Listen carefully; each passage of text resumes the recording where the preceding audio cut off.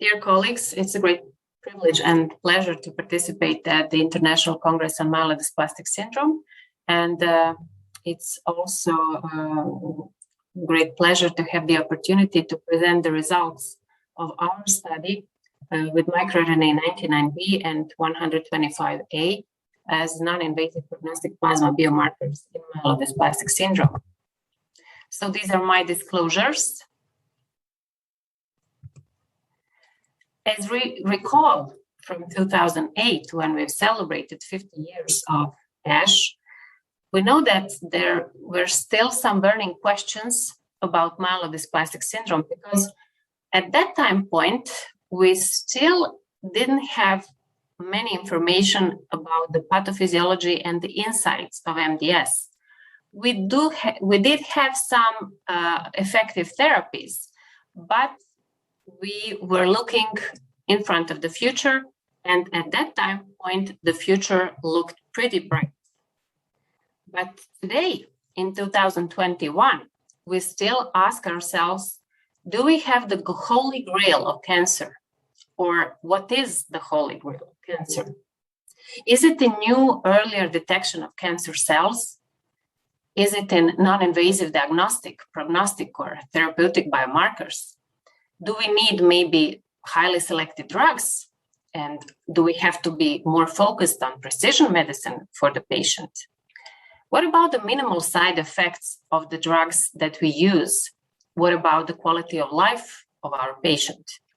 And what about minimal residual disease? What is the tool, the better tool for monitoring and detection of relapse? Of course, when we take a look at today and the myelodysplastic syndrome, we are aware that we have increased incidence of MDS, but due to improved diagnostic methods and better disease awareness. We also have better therapeutic options, more personalized approaches, but definitely we know that there could be a change of risk within prognostic score categories in MDS over time. So sometimes maybe we should be more focused on monitoring our patients. Are we satisfied with these facts? I'm not sure, because as we've seen 5 years ago, there's been pretty exciting paper about survival trends in primary MDS.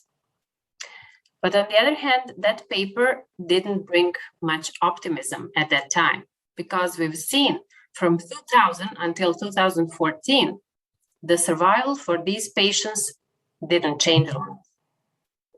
Where is the answer? Maybe in biomarker.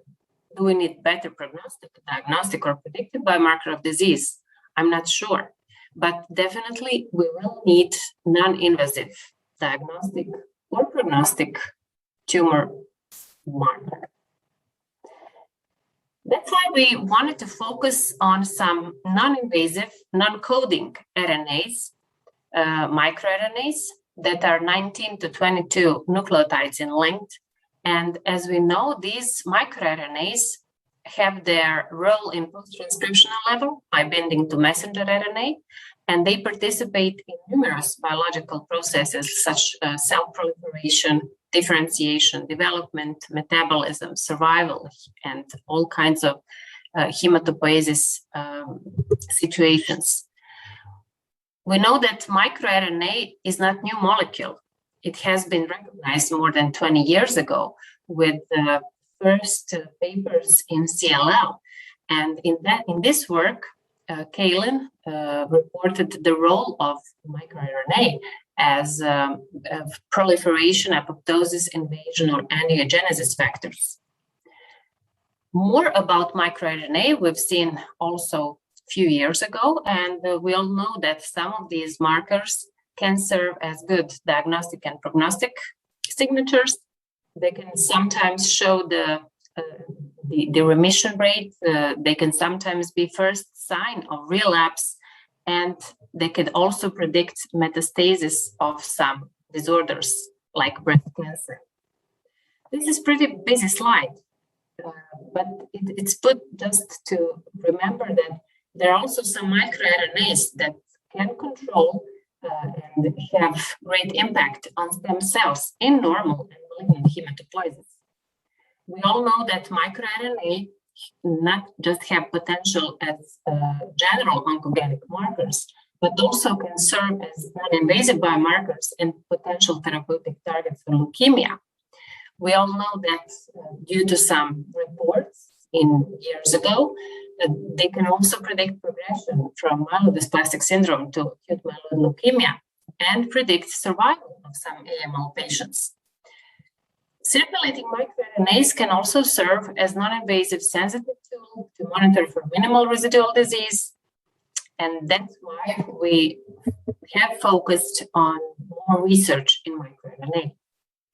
More than 70% of all human microRNAs are located within regions of recurrent copy number alteration in myelodysplastic syndrome and AML cell lines. Hematopoiesis-related microRNAs that have been significantly increased in myelodysplastic syndrome and recognized are 10A, 99B, 125A, 146B. Of course, there are also many of them also. Some of the microRNAs that have a role in ineffective erythropoiesis due to overexpression is 181, 221, 376, 125B. Thrombocytopenia can be due to overexpression of microRNA 126. High-risk myelodysplastic syndrome is recognized sometimes due to high expression of microRNA 125A, according to some reports. But microRNA 125B can serve as oncogenic marker or tumor suppressor, so it can be at the same time good guy or bad guy. Plasma circulating microRNAs can also make distinction between myelodysplastic syndrome cytogenetically normal group of patients, and depending on the level of expression, some of these microRNAs can predict which of these cytogenetically normal MDS patients will behave more aggressively and maybe have much worse prognosis and develop acute myeloid leukemia sooner than the group of patients who has some kind of benign expression of several microRNAs. We know that high-risk MDS is sometimes pretty much tough to treat, but in case the patient has higher expression of microRNA 21 and that microRNA 21 does not going down with the treatment of 5-azacitidine, these patients have worse prognosis. The similar is with microRNA 100, where the higher expression of microRNA 100 is related to poor overall survival due to the 5-azacitidine therapy. So we have chosen some of these microRNAs and wanted to check if the specific expression of some of them, 125A, 99B, 126, 125, and LET7A, in plasma samples of healthy individuals and untreated myelodysplastic syndrome patients could serve as diagnostic or prognostic biomarkers. As I recall in the last slides, I have mentioned that some of these microRNAs are known modulators of hematopoiesis. Some of them have the role in erythroid differentiation. Some of them inhibit monocytes and granulocyte differentiation. 99B is the member of some kind of cluster microRNA and definitely inversely correlates with myelodysplastic syndrome survival. So the first step was to check the microRNAs in Croatian pilot profile study, where we analyzed 4 healthy volunteers and 18 MDS patients and discovered that these patients have increased level of microRNA 125A. We continued with our study and involved more MDS patients, where we found out that 2 specific microRNAs, 125A and 99B, in plasma of these MDS patients is more than double expressed compared to healthy controls. When we analyzed 41 MDS patients.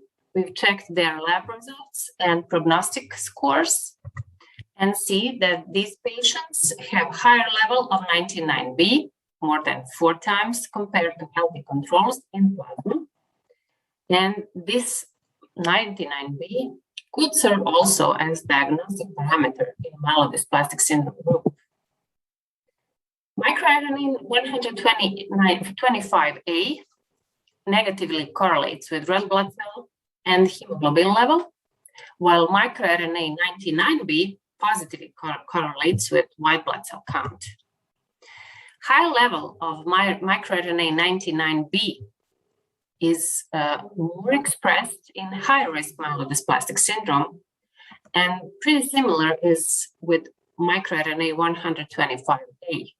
So these could be also marker of more aggressive presentation of myelodysplastic syndrome.